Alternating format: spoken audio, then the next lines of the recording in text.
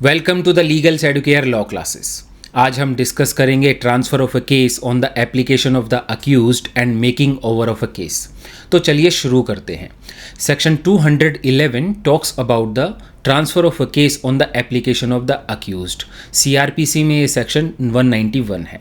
Meaning accused की application पर किस सिचुएशन में एक केस को ट्रांसफ़र किया जा सकता है किसी दूसरे कोर्ट में।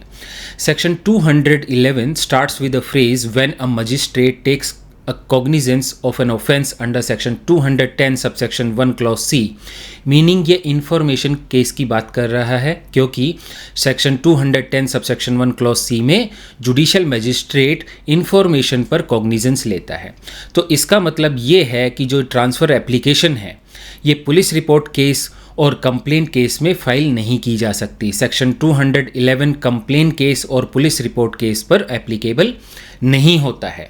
और सेक्शन 211 में another phrase used that is the case shall be transferred to such other magistrate. तो जो वर्ड शैल है वो यूज़ किया गया है। मीनिंग ये एक मैंडेटरी प्रोविज़न है। तो अक्यूज्ड अगर एप्लीकेशन फाइल करता है तो कोर्ट को ये केस ट्रांसफ़र करना ही पड़ेगा। कोर्ट के पास ऑप्शन नहीं है, ये कोर्ट की ड्यूटी है कि वो केस को ट्रांसफ़र करे। और जो सेक्शन 211 है वो चार्ज फ्रेमिंग से पहले ही अप्लाई होता है।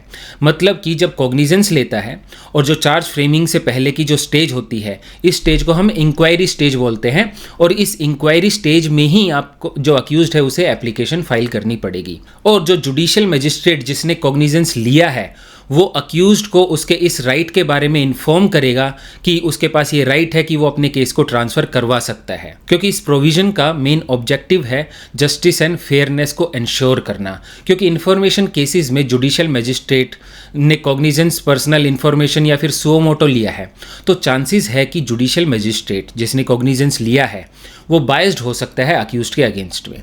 इसका मतलब ये है कि अगर अक्यूज्ड को लगता है जुडिशियल मजिस्ट्रेट ने इन्फॉर्मेशन पर कॉग्निजेंस लिया और अगर सेम जुडिशियल मजिस्ट्रेट उसके केस का ट्रायल करेगा तो वो बायस हो सकता है।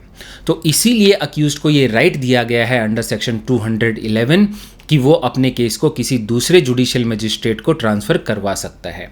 क्योंकि इस प्रोविज़न का ऑब्जेक्ट है जस्टिस एंड फेयरनेस को इंश्योर करना।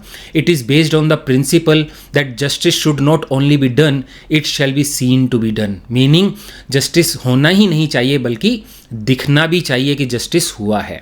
Now moving on to the next topic that is making over of a case. The process of making over of a case is provided in section 212 और CrPC में section 192 है। So when chief judicial magistrate takes cognizance, तो वो cognizance लेने के बाद chief judicial magistrate किसी subordinate judicial magistrate को ये केस ट्रांसफ़र कर सकता है। वो फाइल पर मार्क कर देगा कि ये केस कौन सा जुडिशियल मजिस्ट्रेट ट्राई करेगा। इसी प्रोसेस को मेकिंग ओवर प्रोसेस कहते हैं।